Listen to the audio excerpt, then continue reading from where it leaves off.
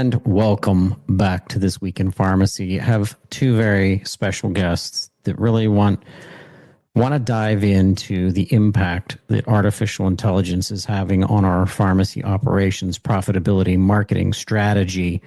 That's all we're hearing about. We are so excited about a returning guest who's been on TWIRx several times, CEO of TJM Labs, Jonathan Adley. Welcome back, Jonathan. Thanks, Todd. Hey, I also want to welcome our featured special guest, Dr. Bhavesh Patel. He's the Chief Executive Officer at CarePoint Pharmacy. Bhavesh, thank you so much for being on TWIRx. Yeah, absolutely. It's a pleasure. I'm glad I was able to make time for this. And doctor is too formal. I know technically we earned our doctorate, but it's kind of unusual to hear the word doctor. But thank you so much. Yeah, there's many tours that I'm taking to pharmacy schools over the years. And when I introduce myself, I shake their hand and I say, I would always introduce yourself in the future as Dr. whoever Smith, but just call me Todd. And the reason is we see a lot of hospital interactions with people not understanding that their pharmacist could in fact be a PharmD. And I think it's prevalent and it brings positive attention to the pharmacy industry. Yeah. No, I appreciate that. Well, I'm excited to talk with you both. I have been so curious. We met up with the TJM Labs team at a Profit Summit event dedicated to independent community pharmacy. We've talked with Jonathan about the specialty pharmacy industry. We just finished up with Assembia. So let's jump into this conversation because from an executive perspective, Bhavesh, introduce yourself to the listeners so they understand who you are, as well as your background with Scriptly and in CarePoint. Yeah. So thanks for the introduction. My name is Bhavesh Patel. I'm a pharmacist by training, but entrepreneur at heart. Graduated in '98 from University of Illinois in Chicago with PharmD. Worked my way from retail store, got my experience in retail as a pharmacy technician, then was an emerging leader program with Walgreens. From there, I was there for 7 years. I moved on to CVS, mail order pharmacy, learned a lot about mail order business. At that time, wasn't really that exciting because it was a desk job, and I'm not one of those that sits at a desk kind of thing.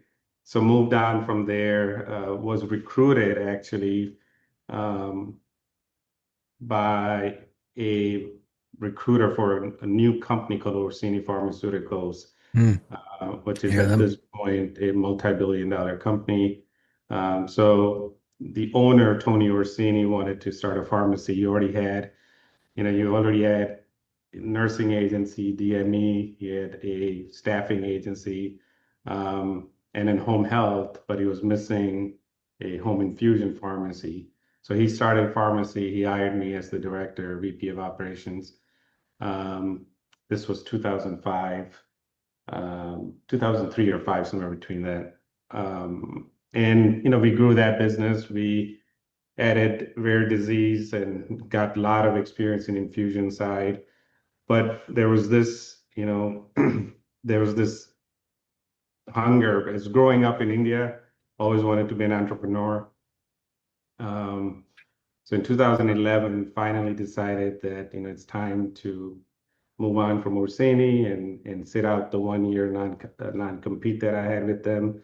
And in 2012, I opened CarePoint Pharmacy, which now 14 years later, we service hundreds of thousands of patients. We've got license in all 50 states. And have mail order contract with most of the PBMs. So that's a little bit about my history. How did Scriptly come about? As we were building the pharmacy, as we were growing, there were a lot of pain points with our former software, RX30. It's a good software, but it's meant for a small mom and pop pharmacy. It's not really meant to handle huge volumes. It's not meant to handle different programs if there's no customization. So we were feeling the pinch of growth. We wanted to accept a new pharma program, but couldn't do it in the way that RX30 was set up. So internally, we decided to build our own software. It took us about 18 months, close to 2 years, in the height of COVID. Not sure what we were thinking, but we invested money in building out Scriptly the way we wanted to build, the way our mail order pharmacy was built out, you know. So launched on April 1st, 2021. It was our April Fool's joke. And it was really not a good, it was really not good launch. We were down for almost a week because we had to work through all the errors it was creating. But when it actually started working a week later, you know, we started seeing efficiencies and all of that stuff. You fast forward from 21 to 26. In 2021, we had about 150 employees working full time, doing 1/3 of the volume that we're doing now. It's just because, you know, the time it took to process a script was so long. You fast forward 5 years with Scriptly, we're half the staff that we had, and we're doing 3 times the volume, you know. But also as we grew, you know, labor market, shortage of skilled labor market, number one. Number two, a lot of mail order pharmacy popping up, offering work from home and flexibility. So we were having a hard time, not just recruiting, but also holding on to good talent. And I think this is where, about a year ago or so, this is where we were introduced to TJM Labs. And we got on a call, we saw the demo, and it's been an eye-changing. So I'll stop there. I don't want to, but that's where, you know, how CarePoint came, this is how Scriptly came, and that's how we started partnering with TJM. But I'll stop there if there's any questions. Yeah, Jonathan understands as a pharmacist and someone that's been in the business for a while that AI maturity, application, connection could not happen at a better time with the distress that the pharmacy industry is under. Jonathan, the current state of pharmacy operations, where do you see some of the major frictions of where TJM Labs has identified and now created in strategy around getting those obstacles out of the way? Yeah, great question, Todd. So, you know, as Bhavesh kind of said, that the average pharmacy today is running on a 25-year-old infrastructure of pharmacy management systems. And the prescription data entry, as well as so many other things, not just the data entry, is very much manual. You have a tick that sits there, it reads a fax, it types it into the pharmacy management system one field at a time. Imagine this at a high volume, right? We're talking about 400 or more scripts a day. It's very repetitive, very error prone, and it's very, very expensive, right?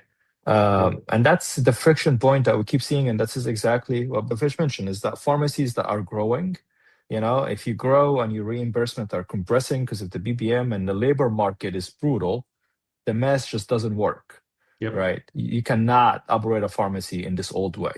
That's when you kind of layer in modern software. That's when you layer in AI tools. And the idea is, you know, if you want to double your volume, you want to double your volume without adding any additional headcount. That's the way to do it. You're absolutely right, Jonathan. I think, you know, people think pharmacy is a high margin. It's actually not. It's a very low single-digit margin, gross margin, right?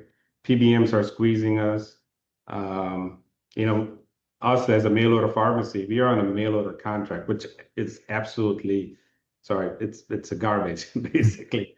You know, if you're a retail store, the reimbursements are decent, but as a mail order pharmacy, it's really, really horrible. So for us, we have to manage every penny that we receive from PBM. And like Jonathan mentioned, you know, labor market, there's such a shortage of skilled talented people. You can find people who are just they're just not talented, and in order to retain them, you have to pay them high salary, benefits, all of that stuff. So we are at a point where you pay, it squeezes our margin, so something's got to give, and this is where I guess TJM and the AI comes in, and it's been like I said, it's been an eye-opening for us. Since we implemented AI last year, I think we're on track to probably save over $1 million in operating expenses. We haven't hired a single new tech since last September, and the efficiencies we've gained, we are able to move some of these folks from processing to doing something else that would generate revenue. It's been great so far, and then we haven't even scaled yet. I think the more volume we do, the more ROI we'll get with TJM Labs. So. Jonathan, why is that? When you think of this as a scientist, why is it that implementing AI in a specific sector of the business, how is it making that big of a difference? $1 million savings for CarePoint, that's amazing. Yep. Yeah. I mean, look, so the LLM layer, that's where we do the AI layer. It's really the best way to think of it. It's a surgical procedure where the variance between things that are happening is too high for rules, right? But stable enough where you don't have like a million things that you have to address. Right. So, for example, the most common example that we see is like when you calculate the day supply. There's rules how you calculate the day supplies, but if you look at all the different scenarios, the cream, the eye drops, the insulins, all of the stuff, the rules are not enough, and this is where kind of LLM come in, and this is where it makes things so much easier. When you try to match a patient profile, when there's like duplicates, right? Again, you need some reasoning, but not a lot of reasoning. And that's, I guess this is where TJM Labs comes in. When we kind of work with pharmacy, we understand their workflows, we understand how they train their technicians, and we say, okay, great. The way that you train a technician is the way you train these bots. And if it needs to stop and think, then it will stop and think and reason and make a decision based on that. Yep. Yeah, the nice thing, I guess comparing humans to bots, like we are just prone to make mistakes. We can teach, a technician, a really smart technician, hey, here's the 10 steps to process a prescription. But they will not go in order. They'll do step number 1, they'll skip to 2, and they'll go to 3, and then 8. So they're all over the place. Versus a bot, you teach them, it'll be 1, 2, 3, 4, 5, 6. So the error rate for prescription, a technician makes, the accuracy is, let's say, 92%, which we would say, oh, wow, it's really, really good. But in reality, it's really not. 8 prescriptions that they make error on, they have to now be sent back. A pharmacist has to review, somebody has to update, so go back and forth in a mail order pharmacy, right? It's diverted to different queues. Versus a bot has a 99% accuracy, and the 1% errors that they make is because they haven't been taught that. But once you teach the bot how to do it, it's extremely rare to see them making the same mistakes over and over again. So, that's the efficiency we've seen. The prescription turnaround time is lowest that it's ever been in my pharmacy. Patients get text right away for payments and stuff versus waiting hours to get a text because the technician is typing, So me personally, in our pharmacy, we've seen a huge efficiency, huge cost savings, and this is a scalable model that we have. What examples can either of you give to our listeners, many of them pharmacy owners themselves, where we know that if we take up processes, if we take up order entry, aspects of repeating tasks, tedious things that these humans are doing. Now you're moving them to other ways of generating revenue for the organization that isn't tedious. It's not the order entry, or it's not what TJM Labs is implementing.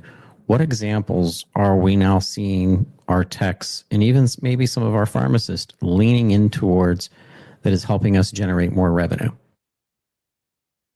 Yeah, so I'll start with actually, and then Bhavesh, obviously, he's in the front line, so he has a much, I would say, focused view on this. But I just learned about something one of our pharmacies was doing, and it was genius. That's why I think it will be a good example.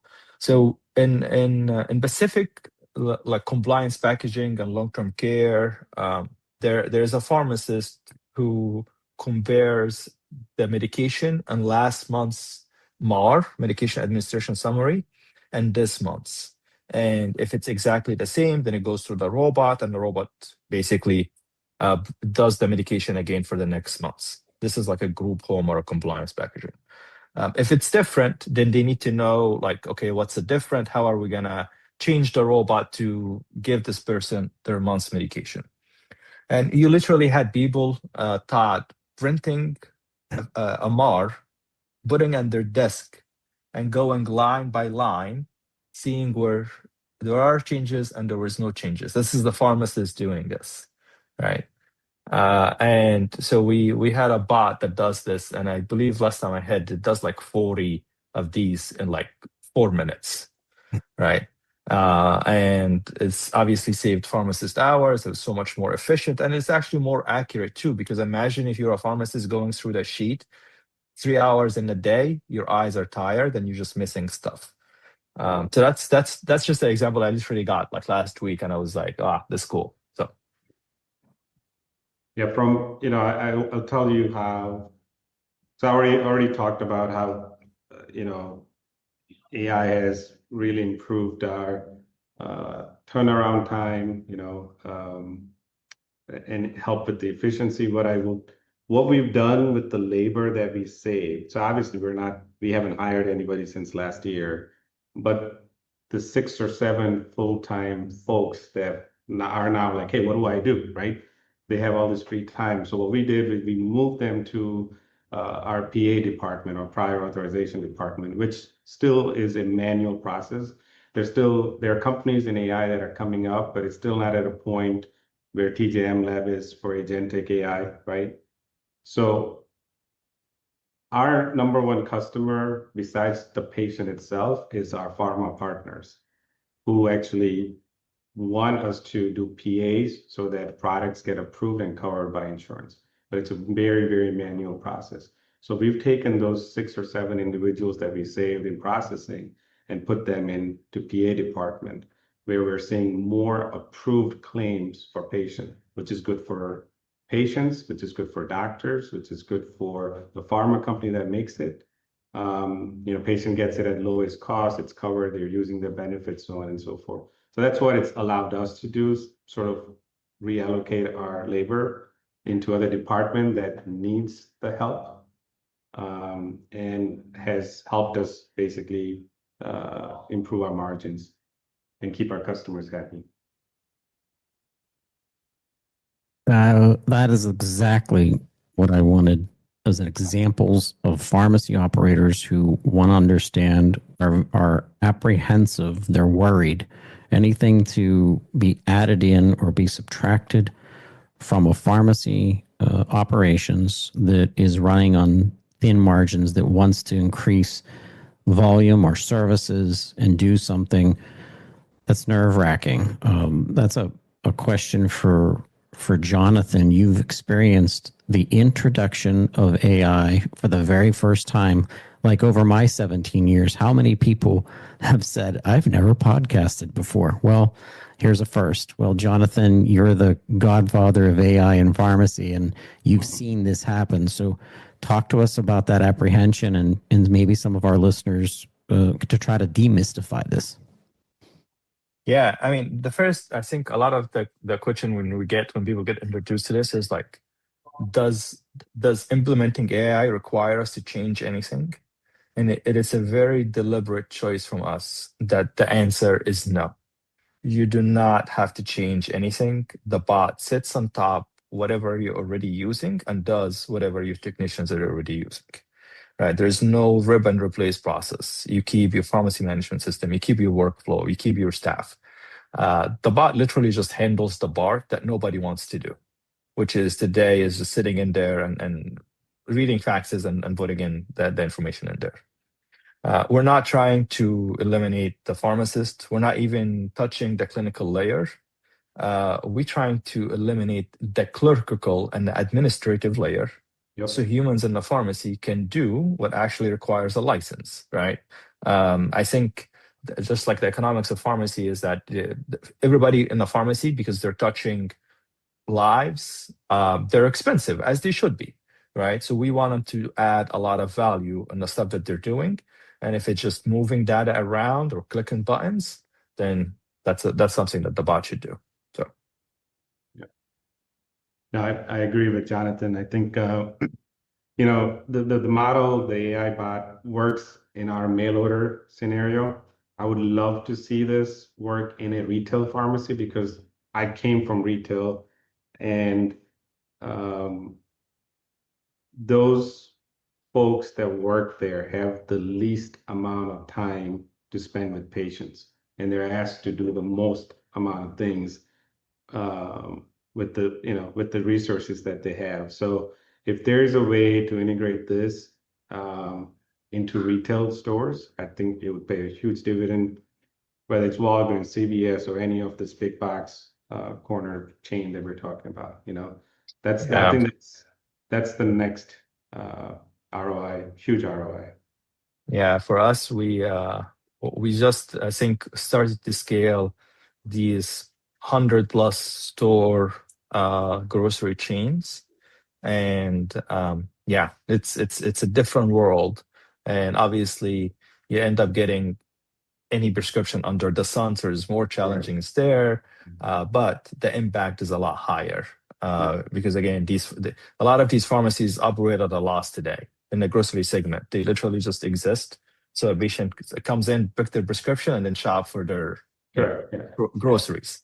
So having just one bot flips a pharmacy from loss making to profitability, it just looks amazing. Yeah, you're absolutely correct. Yeah, Walgreens didn't build at every corner because of pharmacy business. It was the front end store business that they were trying to grow, right? So I agree with Jonathan there. Well, I'm excited to understand how this will continue to evolve, and I think that the advantage that our pharmacy owners and operators have in working with TJM Labs is that they have soaked in certain sectors of pharmacy, knowing how AI is amplifying and duplicating and creating scalability in specialty, long-term care pharmacy, our retail community, mixed compounding. Each of those are different, and you can't have the design of something on top of PMS infrastructure where your pharmacy management system is kind of like the quarterback, and then adding AI to something that doesn't fold into the specificity of the operations. So, Jonathan, what other sectors are expanding with AI that are very unique? As an example, we just got back from the Super Bowl of Assembia of specialty pharmacy, and that's a very different beast than say our retail communities or long-term care. Yeah, so I was reading one of these reports that bankers do, and it is so interesting that they're so focused because that's what pharma always wants, and prior auth and like benefit verification, right? And what people, I think, like as someone who's been in the industry for like almost 20 years now, that is probably a very, very complex thing to do, and to do it well and to do it at scale. And in pharmacy, we don't want 50% or 70% successful is probably not good enough. I do think, obviously, because there's so much money and there's so much push to get into there, that would be the next thing. My approach has been, and obviously this could change, is like we want AI to do the mundane hammer nailing stuff and leave the complexity to the professionals. But maybe one day the AI will be able to do everything. Prior auth, benefit verification. And if that's the case, and that's the other problem too, is prior auth. It's an intentional friction to slow down the process. So if you fix it, they will just come up with something else to slow down the process. Right. But yeah, that's what it seems like everybody wants to do. So well, I have really enjoyed the several appearances, Jonathan, and the intelligence that you bring and the examples that you bring to the Pharmacy Podcast Network. And This Week in Pharmacy really tries to drive what's happening right now today. And Bhavesh, in closing, I want to thank you for your time today in leading CarePoint and giving us these examples. Bhavesh, what are you looking for as someone who understands the growth and the complexity of the business of pharmacy? When you look to the future, what would you like to see AI be able to either enhance or even take over? Yeah, as mentioned, would love to see AI solve some of the other problems, right? Like prior authorization, it's a huge friction between PBMs, pharmacy, huge labor drain on company. So love to see something come out of there. I know there are some companies working on there, but it's not there yet. The other is conversational AI. Our pharmacy alone gets about 8 phone calls a day, and I want AI to be able to handle all sorts of scenarios, not just easiest one refill, but how to troubleshoot insurance, claim adjudication, all of that stuff. So hopefully in the next few years, those two things alone would help out pharmacy a lot. Jonathan, the crushing schedule of going to conferences is still upon us. God bless Ross, who's out there as a road warrior right now, meeting up with people. But I'm hoping to run into you again with the coming this fall. But what are you most excited about? You're the one that has the actionable imagination around artificial intelligence. What do you think could come next to really help us improve the business of pharmacy? Yeah, I mean, look, I think we're doing lots of job, and I would say AI that saves you money, right? I think the next bucket is AI that makes you money. And if you think about how pharmacy, there's limited channels of how you truly scale, like the telehealth partnership for the compounders, the pharma relationships for the mail order pharmacies, and how if we can come up with a different channel where it's essentially you as a pharmacy sign up with one partner and that brings you 2,000, 3,000, 4,000 prescriptions a day. I think that would be a great one. We just have to put our creative hat on and figure out where that next channel is going to come from. So I love it. You've been listening to This Week in Pharmacy with our special guest from TJM Labs, Jonathan Adley, and our featured guest, the CEO of CarePoint Pharmacy. You can find more about them at carepoint.pharmacy. That's carepoint.pharmacy. And then reach out to the TJM Labs. Go to tjmlabs.com and ask specific questions about your pharmacy's operations and how AI could impact the operations, and then ask for references and ask for success stories. And if you're worried or if you're curious, talk with another pharmacy owner that went through what you're thinking about doing right now in implementing AI into your business. But it's a must. It's no longer something that you could say, I'm just going to put it off. It's time to implement in some way. Bhavesh, this has been very special. Promise that you're going to come back to TWIRx. Oh, yeah, for sure. Loved it. Great. Thank you. Thank you. Thanks for having me. Thank you, Jonathan. Thank you. Thanks, Don. Thank you. Hey, we'll be right back with more TWIRx. Feeling lost with the complexities of pharmacy accounting? in pharmacy today, there's so many different, variables and issues that impact the pharmacy books, records, accounting, the profitability of the store, so forth. There's different components of pharmacy that have its own nuances from an accounting standpoint. And so it's tricky. There's no doubt about it. Ready to take your pharmacy to the next level but don't know where to start? Sykes & Company is here to help.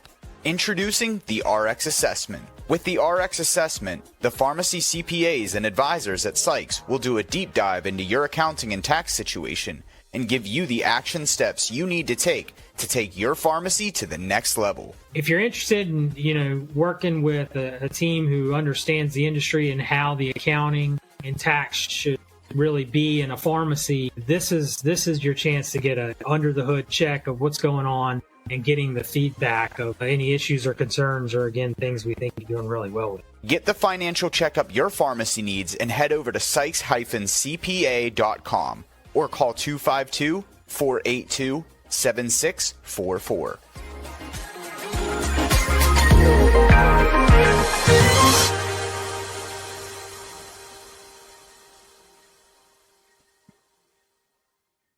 Hey, in This Week in Pharmacy, I am excited when we know through the years that we've taken a lot of time to put out more information about pharmacists in politics.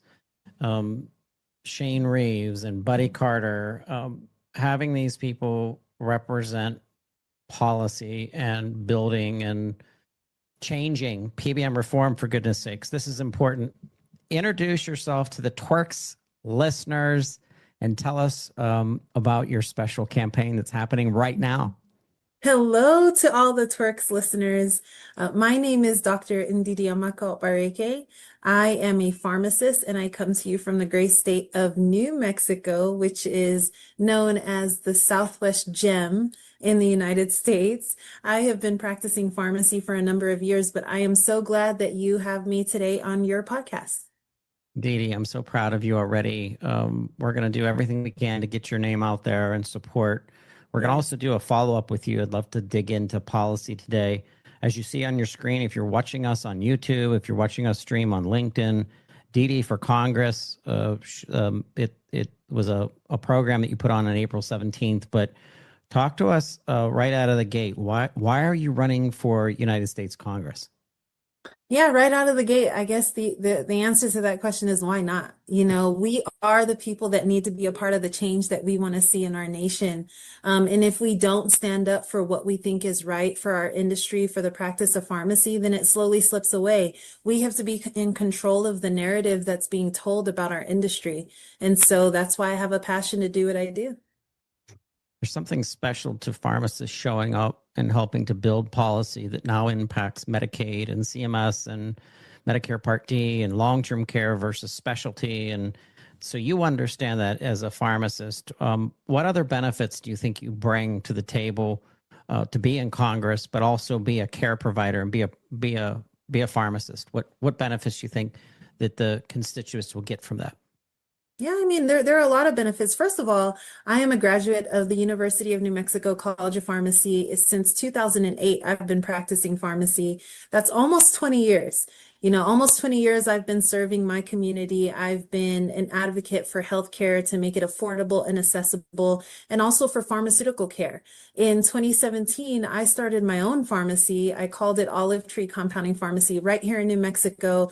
I literally took a space that was completely empty. It was in a gray shell.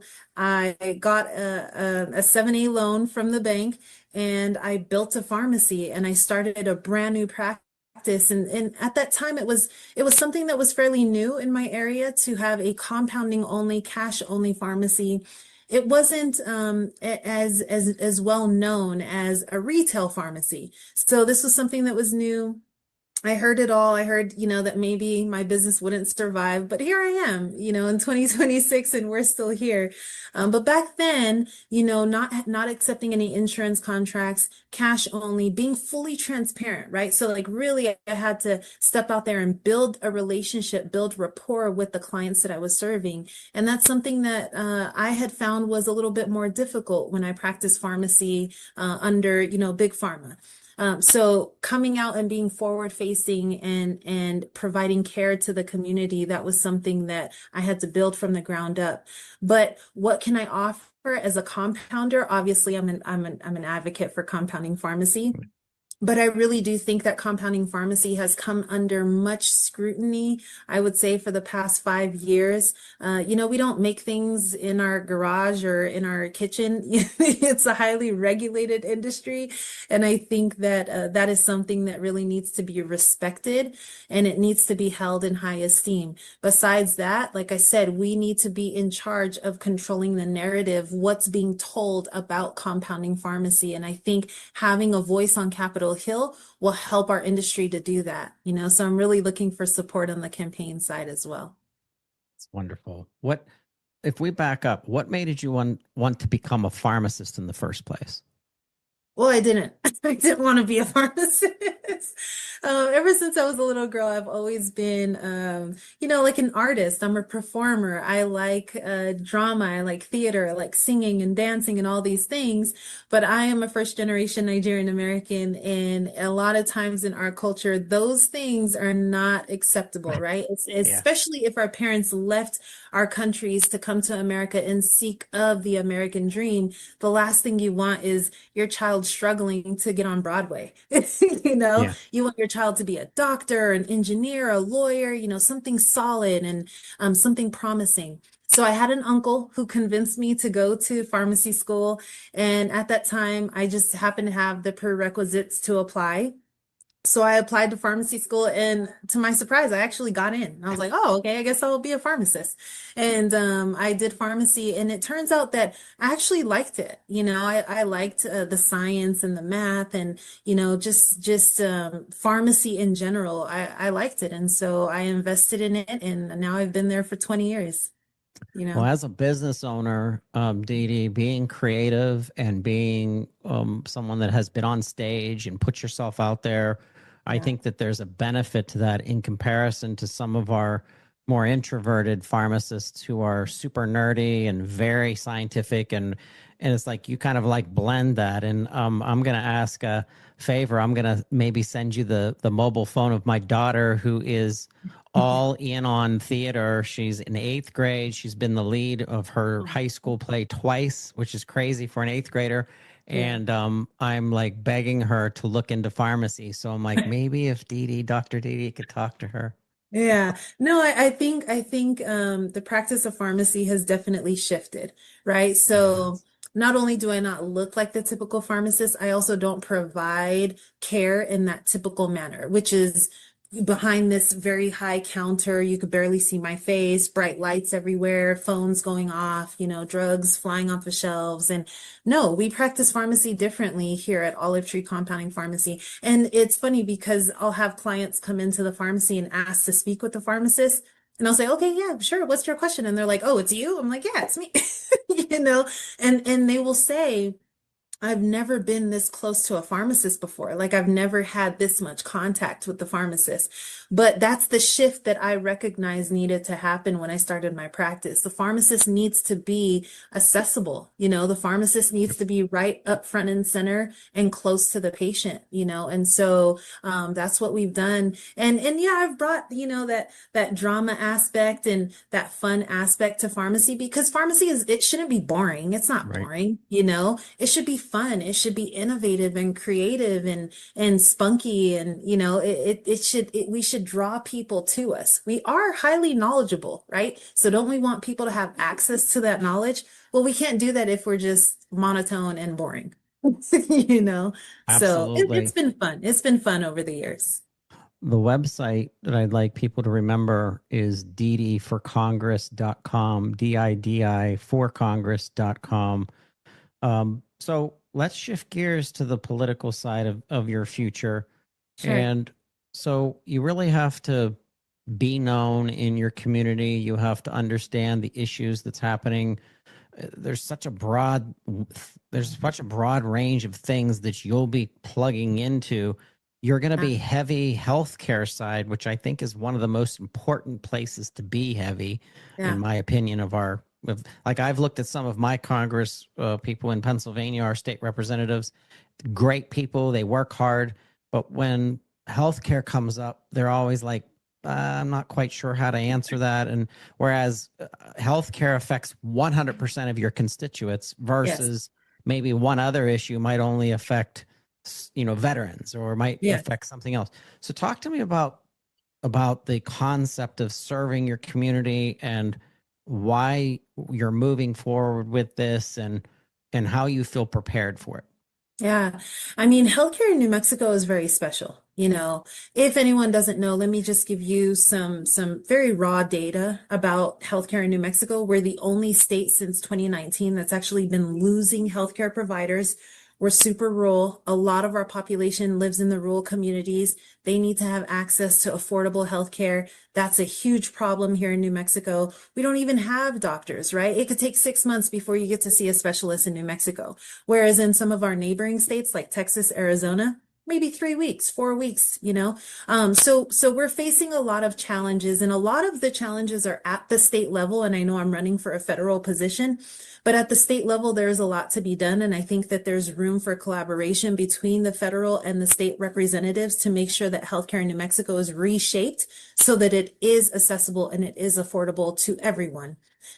Now, on a federal level, what I like to start with first is the population of the U.S. It has exploded, over the last few years. And when we look at that explosion, to me, that's really at the bottom of why we can't afford healthcare for the people that need it, rightfully so, in our country, right? So there are a lot of people who are on our healthcare system. They're highly dependent on our system that shouldn't be. Right. So like we as a taxpayer, how much money is going to funding healthcare for people who are not Americans, who are not in our country? That's really number one. And I guess I see that as a business owner from that business standpoint, like if something costs X amount of dollars, well, is it something that we need? Is it something that the business is gonna profit from? If the answer is no, then why are we purchasing that? Why are we putting that, into our business? Why are we investing in that? So that's really number one.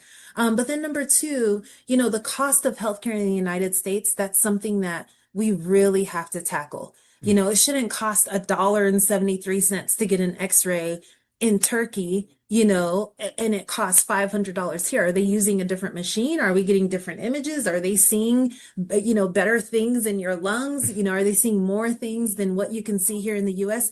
No. Then why is it costing us more to do the same procedure that you can get overseas for way less? So those are the things that we really just have to be honest with ourselves about. We can no longer have these incentives, to keep it expensive at the expense of the taxpayer here in America. So those are some of the insight that I have that I'd like to bring to the table. Obviously, when it comes to pharmacy, we all know it's not a joke. It's not a secret anymore. We all know what PBMs have done. Even in the state of New Mexico, so many independent pharmacies have closed because they just can't even afford to keep their doors open because of what the PBMs have done. Take the middleman out. I've talked about Mark Cuban before on other platforms, and I always tell people, number one, he's not a genius because we as pharmacists know what needed to be done. There needs to be full transparency. As a compounder, I know how much it costs to make drugs. I know how much it costs to procure the raw ingredients, what it takes, the time it takes, the supplies I have to use, the final cost of the product. I know all of those things, right? So why inflate the price to where it's so unaffordable to the clients who need them? So that's just some of the insight that I hope to bring to the table. It's not an easy thing, and I know there are a lot of special interests, but I can't be bought. My goal really is to go there and tell the truth on Capitol Hill and represent my district as best as I can. That's going to be refreshing. There's people throughout the country that I've met, pharmacists, even technicians who have gotten into public service, and I've met mayors of little cities and obviously state representatives.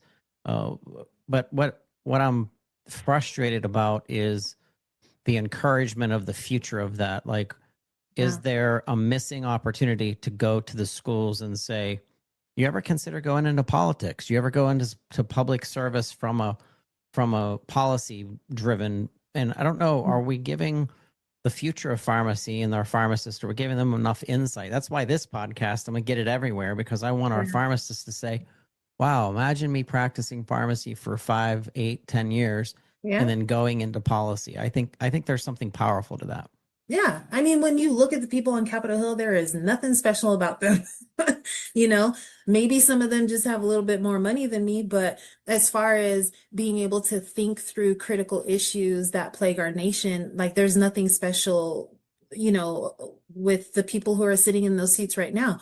A lot of them are not making decisions that are in our best interest, you know, and that's really kind of what inspired me to run. The person who's sitting in the seat right now that I hope to flip, never talks about healthcare. Never talks about healthcare for New Mexico, for District 1 right here in New Mexico. And that's our biggest issue. That is our biggest issue, you know? And so, yeah, hopefully whoever sees this podcast would really feel inspired. There's nothing special about me. I don't have two heads. In Nigeria, we say, you know, the person who got straight A's, do they have two heads? The answer is no. You know, there's nothing special except for me looking up and paying attention and saying, you know what, if I don't tell the story about my industry, someone else will. And they're going to come after you and they're going to shut you down and they're going to take that food off of your table. And then you're really going to cry about it. You know, so we just have to step up to the plate and be courageous and take the bull by the horns. Well, we're excited. So we're going to be supporting you. We're going to get your information out on social media. I see you on different platforms, which is wonderful. It's a really good way to communicate and to win a campaign. Yes. I'd like to have you back and talk about the details around PBM reform, and maybe even you can even share some of the examples of what's happening in New Mexico. But Didi, this has been awesome. I want to thank you for being on TWIRx. Yeah, thank you. Thank you. I appreciate your time, and I hope to get some support on this campaign. Absolutely.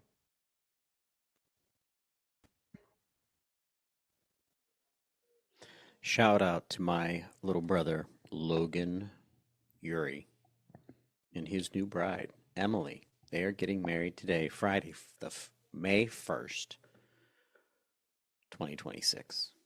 And I'm about to party. And guess who's going to be there? Brady Eury, our producer. So get ready for a party. Hey, look, credentials for Access 26, Assembia 2026. Just want to say thank you, Chris Benz and the Assembia organization. It was so much fun. We will be back for Access to Pharmacy 2027 in Vegas. Hey, have a great weekend.